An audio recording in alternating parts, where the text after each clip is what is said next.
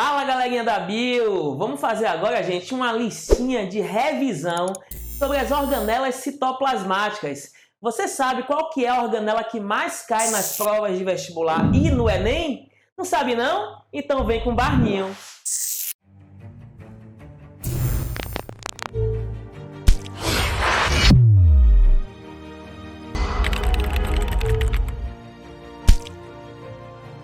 E vamos começar com a primeira questão, que foi da FUVEST de 2020.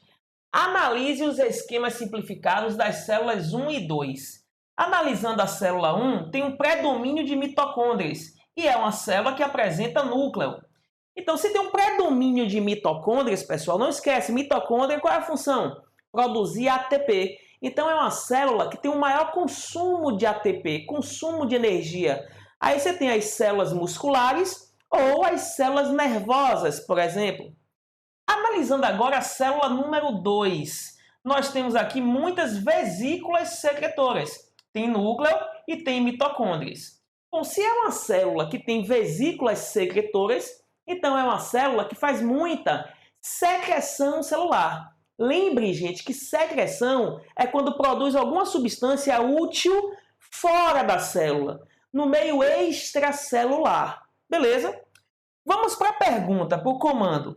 Células como as representadas em 1 e 2 podem ser encontradas respectivamente no... Onde é que essas células podem ser encontradas? Bom, letra A, no sangue. Bom, vamos analisar. No sangue tem as hemácias, que são células anucleadas, são os glóbulos vermelhos. Então não cabe aqui, porque as duas têm núcleo.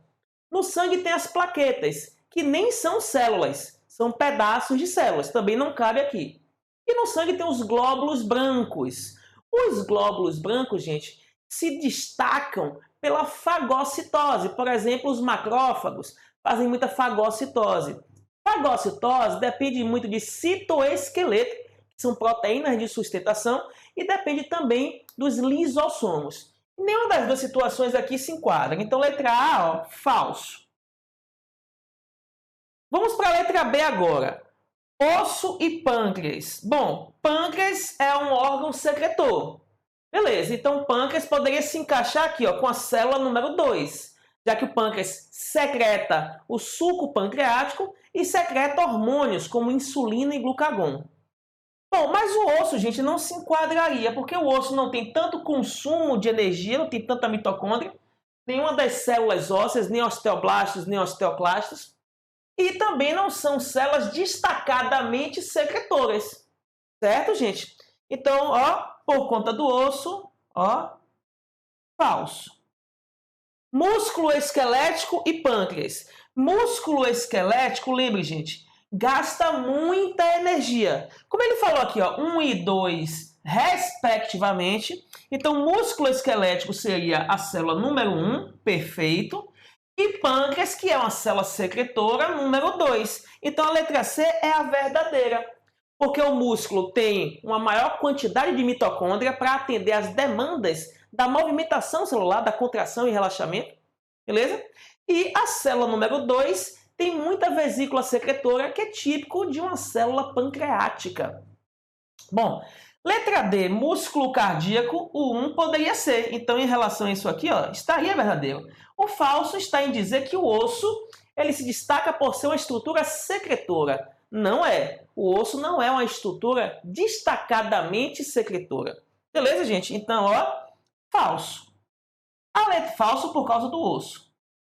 A letra E, pâncreas e no fígado. Gente, o pâncreas é uma célula secretora, tem uma quantidade razoável de mitocôndrias, mas não há um predomínio de mitocôndrias. Para isso aqui ser um pâncreas, tem que ter um complexo de Golgi, tem que ter vesícula secretora. Então, isso aqui não é notadamente uma célula secretora do pâncreas.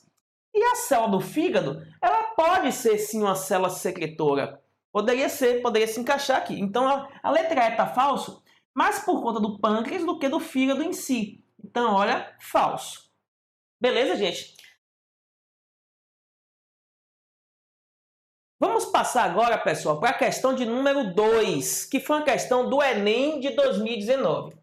Nessa questão fala o seguinte, que o 2,4 de nitrofenol, DNP, é conhecido como um desacoplador da cadeia de elétrons na mitocôndria. Lembre que a cadeia transportadora de elétrons na mitocôndria é a última etapa da respiração celular. É a cadeia respiratória, que acontece na membrana interna da mitocôndria. Bom, está dizendo aqui que apresenta um efeito emagrecedor. Contudo, por ser perigoso e pela ocorrência de casos letais, seu uso como medicamento é proibido em diversos países, inclusive no Brasil. Na mitocôndria, essa substância captura no espaço intermembranas, ela captura prótons, são os H+, são os hidrogênios com carga positiva, hidrogênios iônicos, provenientes da atividade das proteínas da cadeia respiratória, retornando-os à matriz mitocondrial. Assim, esses prótons não passam pelo transporte enzimático. Bom, se não passam pelo transporte enzimático da membrana interna, não vai produzir ATP para a célula. Aí a célula, o que ela faz? Bom, se ela está trabalhando e não está produzindo ATP, ela está queimando glicose, ou seja, está respirando, quebrando glicose, mas não está gerando ATP, o que ela faz? Tem alguma coisa errada, vou queimar mais glicose. E isso gera o efeito emagrecedor, porque você acaba com o estoque de carboidrato, aí vai para o glicogênio do fígado, aí vai para o tecido adiposo que armazena lipídios, e aí começa a queimar a gordura. E aí vem o efeito emagrecedor. Bom, o efeito emagrecedor desse composto está relacionado ao... Então ele quer saber exatamente o efeito emagrecedor. Vamos ver agora, gente, a letra A. A letra A diz assim, ó, a obstrução da cadeia respiratória. Bom, primeira coisa, essa substância não vai necessariamente obstruir a cadeia. Ela vai pegar o próton que foi bobeado para o espaço intermembrana e vai fazer ele voltar para dentro da mitocôndria sem passar pela ATP sintase. E por isso não vai haver a produção de ATP.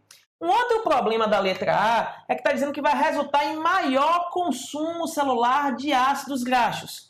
Bom, isso pode ser até um efeito secundário ou terciário, mas o efeito imediato é que não vai produzir ATP e vai forçar a célula a consumir seus nutrientes básicos, inicialmente glicose. Então, outra coisa que ele forçou um pouco aí é o consumo de ácido graxo. Vai resultar um maior consumo de carboidratos inicialmente. Bom, então nesse caso, ó, gente, letra A, falso. Bloqueio das reações do ciclo de Krebs. Bom, se você olhar no texto, não fala nada sobre bloquear o ciclo de Krebs. Falso. Letra C, diminuição da produção de acetil-coenzima A, resultando em maior gasto celular de piruvato. Redução da produção de acetil-coenzima A. A produção de acetil-coenzima A, gente, é quando tem a glicólise, que aí quebra a glicose, liberando 2 piruvatos, e cada piruvato vai entrar na mitocôndria. Quando ele entra, ele sofre a acetilação, que é quando ele perde gás carbônico. E aí, quando ele entra na mitocôndria, perdendo o gás carbônico, ele vira o acetil, que se combina com a coenzima A. Ou seja, esse processo é o processo que está entre a primeira etapa da respiração, glicólise, e a segunda etapa da respiração, que é o ciclo de Krebs. Esse processo não tem a ver com a última etapa. Então, gente, se você analisar, o texto fala da última etapa. E a letra C fala da primeira para a segunda etapa da respiração. Então, ó, falso. Não tem a ver com a produção de acetilcoenzima A. Falso. Vamos ver agora a letra B. A letra B diz assim, ó, inibição da glicólise de ATP. Glicólise é a primeira etapa da respiração. Então, inibição da glicólise de ATP resultando em maior gasto celular de nutrientes. Gente, inibição da glicólise de ATP, a glicólise é a primeira etapa. Essa substância não atua a nível da primeira etapa, então, por isso, né, a letra D é falsa. Ó, não interfere na glicólise diretamente. E por fim, gente, vamos ver a letra E. A letra E diz que vai haver a redução da produção de ATP, resultando em maior gasto celular de nutrientes. Bom, se a célula está fazendo a respiração e não está conseguindo produzir ATP, como disse aqui no texto, isso vai forçar ela a consumir nutrientes. Quais nutrientes barrinham? Carboidratos, eventualmente glicogênio, eventualmente lipídios, mas começando pelos carboidratos. Então observe que a letra A, ela estava assim, sabe, tendenciosa. Muitos alunos marcaram a letra A, mas a letra E é que é a letra verdadeira. Ela está mais condizente com a situação que foi colocada pelo enunciado da questão. Quem quiser tirar um print, galerinha. Vamos ver agora, gente, a terceira questão da nossa revisão de organelas, da UDESC. O fígado, ao sofrer alguma lesão, apresenta uma regeneração geralmente bem organizada, exibindo um arranjo típico e sua função normalizada. Então está falando que o fígado ele é bem capaz de regenerar.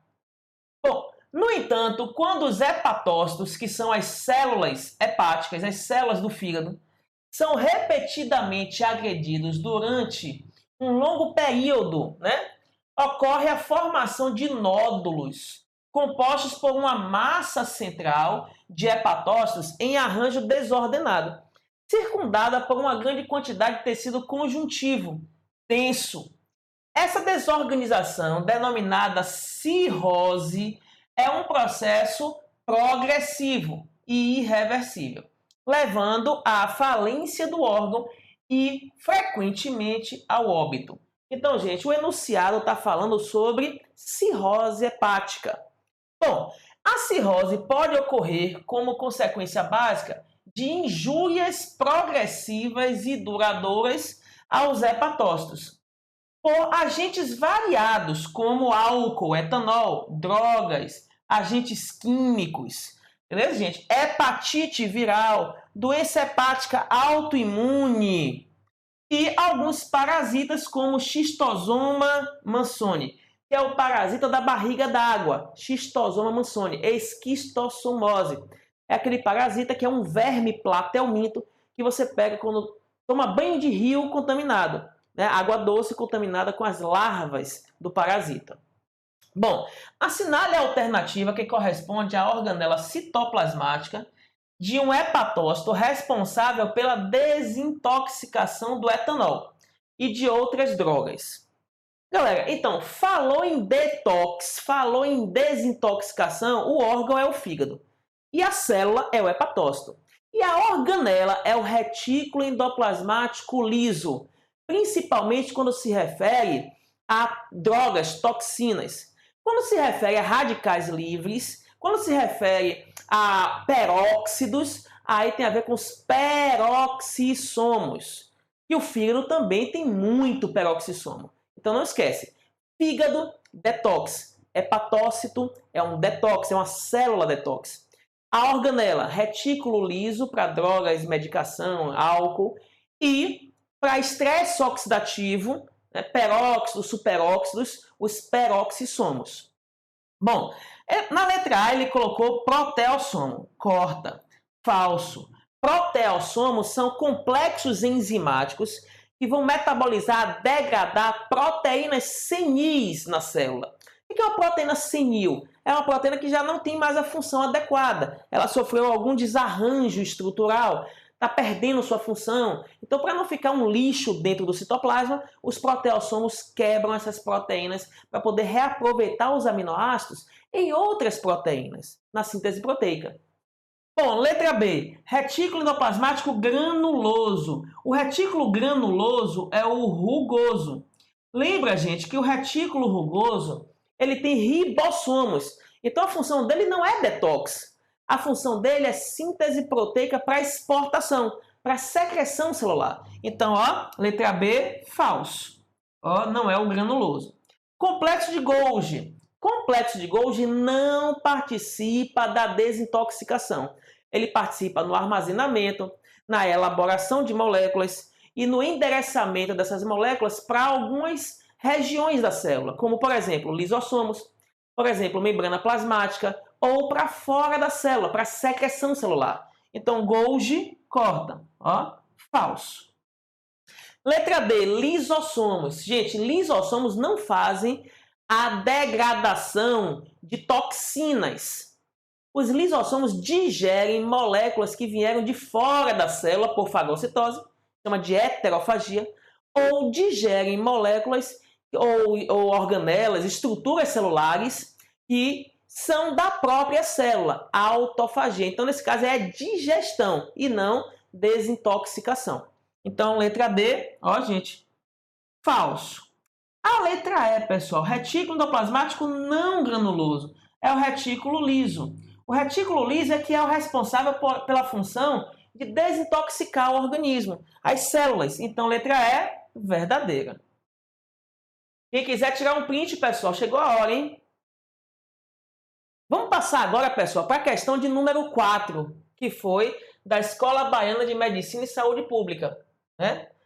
Diz assim, ó, uma célula eucariótica é composta por citoplasma com organelas membranosas, delimitada por uma membrana e que apresenta um núcleo. Então, está falando de quê? Da célula eucariótica.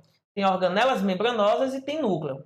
Com base nos conhecimentos sobre célula, citologia, ela quer saber a alternativa correta. Letra A. Observando uma célula animal no microscópio óptico, é possível visualizar a parede celular e o núcleo.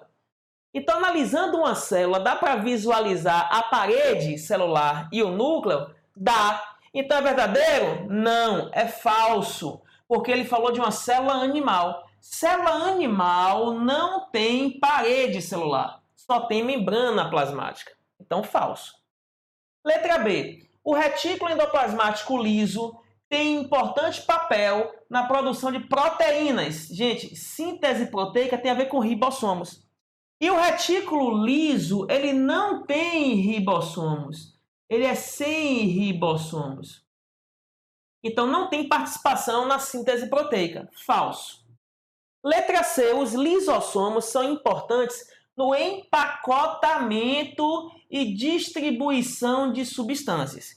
Quem faz empacotamento e distribuição é mais o Golgi e o próprio retículo. Os lisossomos, olha o nome, ó, fazem a lise. E lise quer dizer quebra, quer dizer digestão. Não esquece digestão intracelular. Ó, intracelular. Então, letra C, falso. Letra B, pessoal. Uma proteína presente na membrana plasmática de uma célula foi produzida no retículo endoplasmático rugoso. Bom, até aí certo. Uma proteína presente na membrana foi produzida no retículo rugoso. Perfeito. Retículo rugoso produz porque tem ribossomos que vão fazer a síntese proteica. Só que esse retículo rugoso pega essa proteína e manda para o Golgi. O Golgi empacota ela, armazena ela, transforma ela e manda ou para o lisossomo, ou para a membrana plasmática, ou para fora da célula. Nesse caso, ele mandou para a membrana plasmática. Beleza? Então, ó, foi produzida no rugoso, encaminhada para o Golgi e posteriormente direcionada para a membrana plasmática. Verdadeiro. Letra D é a alternativa verdadeira. São os passos para que uma proteína alcance a membrana plasmática. Por exemplo, uma bomba de sódio e potássio. Tem que ativar o gene, produzir um RNA mensageiro, que vai prender no ribossomo, começar a síntese proteica, o ribossomo se prende ao retículo, pega essa proteína, joga dentro do retículo, o retículo empacota, manda pro Golgi, o Golgi transforma, modifica, empacota de novo e manda para a membrana plasmática. Bom, letra E. Os fosfolipídios que formam a membrana plasmática têm a parte hidrofóbica voltada para o exterior da célula. Gente, você lembra que os fosfolipídios têm a cabeça que é hidrofílica e tem os rabinhos, que são dois, que são hidrofóbicos. Então, a cabeça é hidrofílica e a cauda é hidrofóbica. A cauda são os ácidos graxos, detestam a água, porque são apolares, e a água é polar. A cabeça é hidrofílica, tem o glicerol e o fosfato, que deixa essa cabeça bem polarizada e por isso gosta da água. O que acontece é que a cauda hidrofóbica não fica nem para fora, nem para dentro. Fica uma voltada para a outra. Então eu tenho aqui um lipídio, ó, outro lipídio, outro lipídio, outro lipídio formando a membrana. As caudas, elas não ficam nem para dentro da célula nem para fora. Elas ficam assim, ó, gente, formando, ó, uma barreira, né, umas com as outras, e por isso a membrana plasmática é dupla. Então, por que a membrana plasmática é dupla? Porque a parte que gosta da água fica para fora, a outra parte que gosta da água fica para dentro, e fica voltado uma para outra as partes que não gostam da água, que são hidrofóbicas. Então, olha, falso. Quem quiser tirar um print, galerinha, vamos nessa.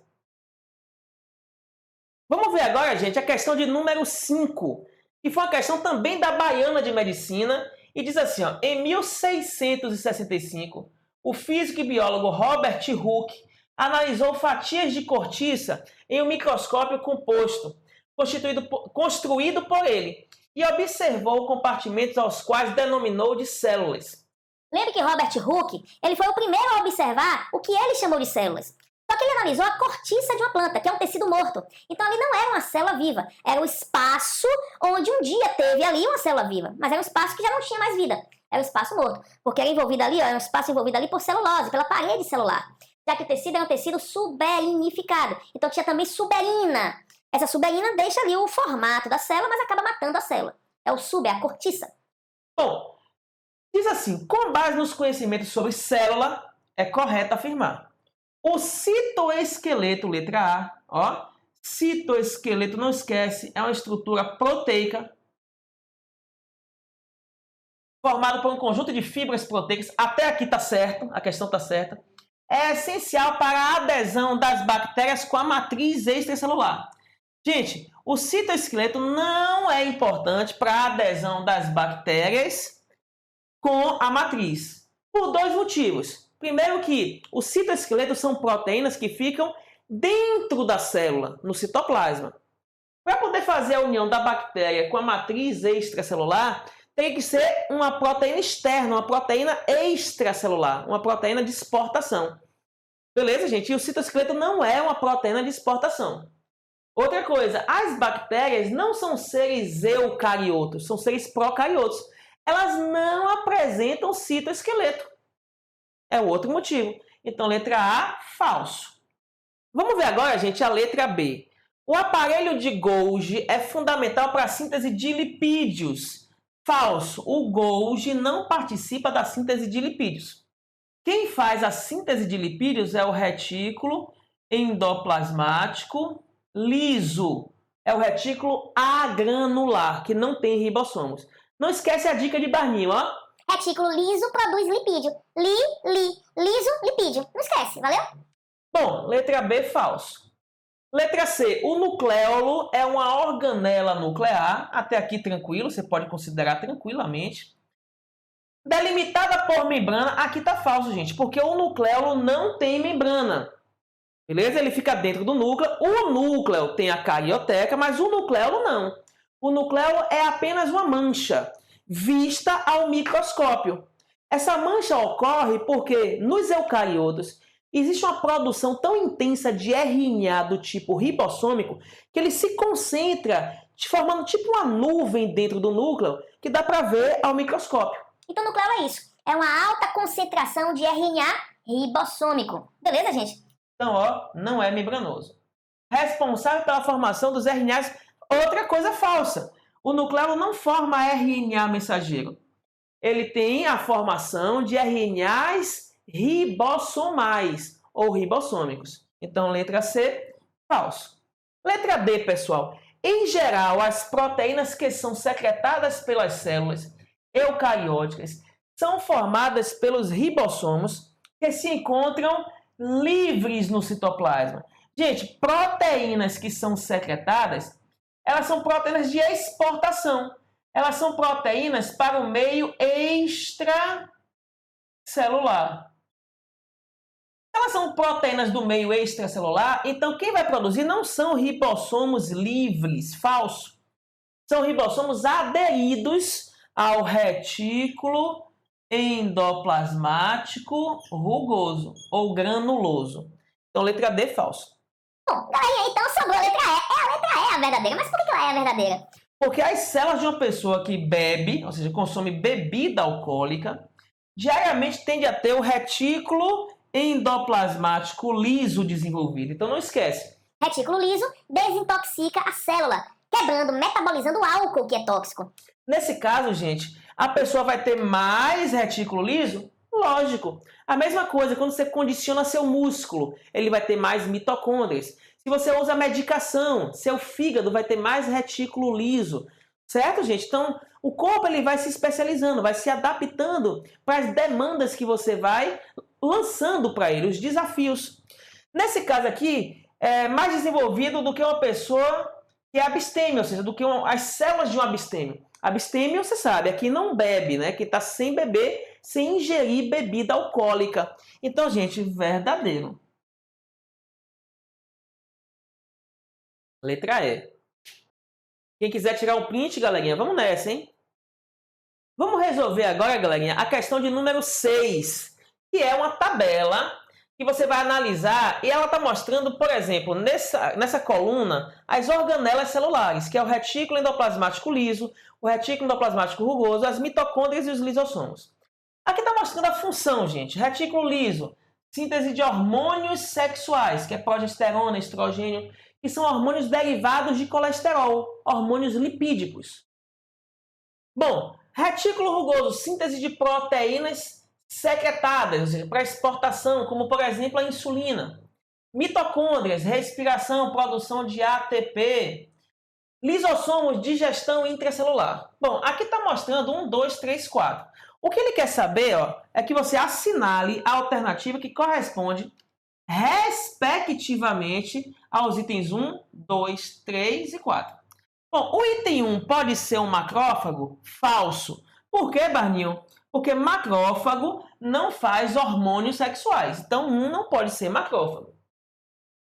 É uma questão, gente, que não foi do Enem, mas ela tem uma linguagem muito próxima do Enem. Você está colocando ali uma situação, problema para você resolver, solucionar esse problema. Então, nesse caso, gente, letra A, falso. Letra B, poderia ser uma célula testicular? Bom, aqui, gente, testicular, número 1, perfeito. Do testículo. Porque o testículo produz testosterona, que é um hormônio sexual, e é produzido no retículo liso. Perfeito. Pancreática, número 2, poderia ser do pâncreas? Poderia ser do pâncreas. Porque o pâncreas produz o suco pancreático, ou produz insulina. Então, poderia ser, sim, uma célula secretora do pâncreas. Muscular, rica em mitocôndrias, para fazer a respiração, número 3. Uma célula muscular. Poderia ser? Com certeza poderia ser. E quem faz a digestão intracelular? Poderiam ser os macrófagos? Perfeito, gente. Poderiam ser os macrófagos. Então, a letra B, verdadeira. A letra C e D estão falsas porque ele inverteu a lógica, ele inverteu a ordem das coisas. Então, falso e falso. Só lembrando que essa questão tem um perfil do Enem, mas não é uma questão do Enem, porque o Enem vai até a letra E. Aqui só vai até a letra D. Beleza, gente? Quem quiser tirar um print, galera, vamos nessa, hein? Vamos ver agora, gente, a questão de número 7, que foi do Enem PPL 2018. A ricina, substância tóxica extraída da mamona, liga-se ao açúcar galactose, presente na membrana plasmática de muitas células do nosso corpo. Após serem endocitadas, penetram no citoplasma da célula, onde destroem os ribossomos. Então, o que a ricina faz? Ela destrói os ribossomos, matando a célula em poucos minutos. Bom, se destrói o ribossomo, você vai me dizer, o uso dessa substância ocasiona a morte de uma pessoa, né? Ao inibir diretamente o quê? O que o ribossomo faz? Vamos lá, qual que é a função do ribossomo? Fazer a tradução gênica do RNA mensageiro. E essa tradução gênica vai pegar a sequência de bases nitrogenadas, a sequência de códons, que é a mensagem genética, vai traduzir e vai produzir uma sequência de aminoácidos, que é uma sequência polipeptídica, ou seja, uma proteína. Letra D é a verdadeira. Carboidrato, ribossomo não sintetiza. Lipídio, quem sintetiza é o retículo endoplasmático liso. Beleza, gente? DNA e RNA também não são sintetizados pelos ribossomos. Então, falso. A única verdadeira, letra D. Quem quiser tirar um print, galerinha, vamos nessa. Vamos ver agora, gente, a questão de número 8, que foi do Enem de 2018 e diz assim, ó, o nível metabólico de uma célula pode ser determinado pela taxa de síntese de RNAs e proteínas, processos dependentes de energia. Essa diferença na taxa de síntese de biomoléculas é refletida na abundância e características morfológicas dos componentes celulares. Então, está dizendo que, a depender da função, você vai ter características morfológicas e componentes celulares diferentes. Em uma empresa de produção de hormônios proteicos a partir do cultivo de células animais, um pesquisador deseja selecionar uma linhagem com um metabolismo de síntese mais elevado, dentre as 5 esquematizadas na figura. Aqui ele colocou uma legenda onde aqui eu tenho a mitocôndria, isso aqui ó, é retículo endoplasmático rugoso, aqui eu tenho um núcleo com a heterocromatina. Lembre que a heterocromatina é o DNA quando está inativo. Aqui eu tenho a eucromatina, é o DNA quando está ativo. Beleza, gente? Lembre que a heterocromatina está um pouco condensada e não consegue fazer transcrição. Não consegue produzir os RNAs, mensageiro, transportador, ribossômico. Já a eucromatina está descondensada, então pode ser transcrito, pode ser ativado. Aqui eu tenho um nucleolo, bem evidente, então está em atividade. O que ele quer saber, gente? Olha só, ele quer saber qual é a linhagem que deve ser escolhida pelo pesquisador. Ou seja, a linhagem que tem maior eficiência na produção de hormônios proteicos. Então, se quer ter maior eficiência na produção de hormônios proteicos, o que uma célula deve ter? Analisando a figura número 1, dá para ver que essa célula aqui, gente, tem pouca mitocôndria, muita heterocromatina, ou seja, o DNA inativo, não está funcionando, e pouco retículo. Então, a 1 é a pior de todas para a produção desse hormônio. Na linhagem número 2, dá para ver que aumentou a eucromatina, tem mais mitocôndrias, então a gente tem também retículo. É uma possibilidade a linhagem número 2. Bom, na linhagem número 3, também tem muita mitocôndria, também tem retículo, mas o núcleo está inativado, tem muita heterocromatina. Então, entre a linhagem 2 e a 3, a 2 é melhor, a 2 produz mais. Agora, se você analisar a linhagem 4, eu tenho mais retículo do que a 2, eu tenho a mesma quantidade de mitocôndrias para produzir energia e o núcleo ainda está mais ativo, mais eucromatina. Então, dessas 4 analisadas por enquanto, a número 4 é a melhor. Vamos comparar a 4 com a 5. Ó, nem compara. A linhagem 5 tem praticamente pouco retículo, tem pouca mitocôndria e tem mais DNA inativo. Então, a linhagem 5 também está fora. Então, sobrou qual aqui? A linhagem número 4. Gente, então a alternativa correta aqui é a letra D, linhagem número 4. Esse modelo de questão já caiu muitas vezes no Enem. Ele coloca lá um perfil, ou coloca um texto, ou coloca uma imagem, para você decidir qual que é o perfil daquela célula. Vamos revisar rapidinho. Muita mitocôndria, citoesqueleto, célula muscular. Lembre que músculo também tem retículo liso. Outra coisa, se tiver muito retículo liso apenas, é um sinal de que é uma célula hepática, porque vai fazer o detox da célula, beleza? Se tiver muito lisossomo, é porque é uma célula de defesa, é um macrófago, é um glóbulo branco, para poder fazer fagocitose, beleza? Então são essas dicas que você tem que lembrar na hora da prova. Ah, gente, se for uma célula pancreática secretora, tem muito complexo de Golgi, vesículas de secreção, e assim por diante. Quem quiser tirar um print, pessoal, a hora é agora, hein? Vamos ver, gente, a questão número 9 da nossa revisão. A questão de número 9 foi da FUVEST 2018 e diz assim, ó, a surdez é geneticamente heterogênea.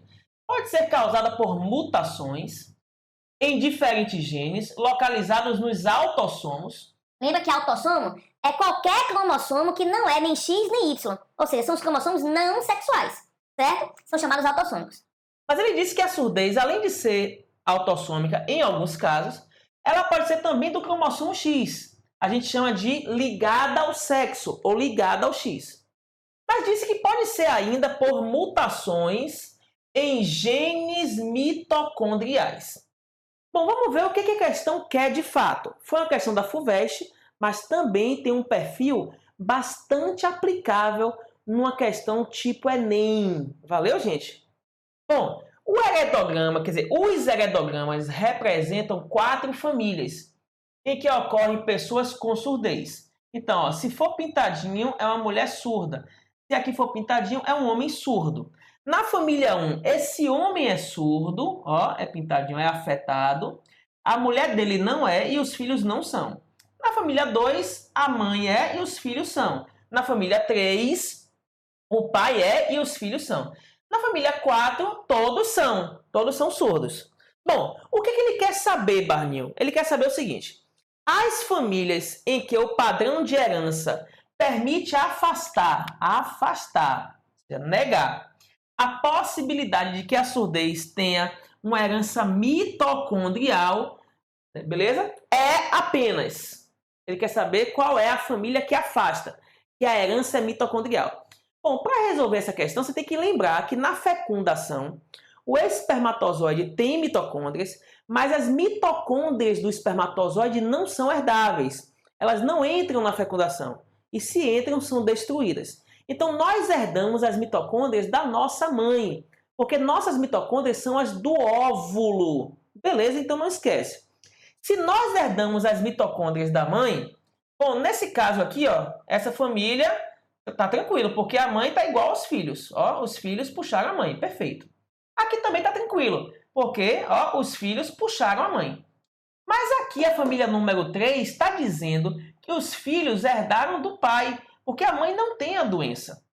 Então, nesse caso, a família número 3 está me dizendo que essa herança não pode ser mitocondrial. Porque para ser mitocondrial, os filhos teriam que ser igual ou iguais à mãe.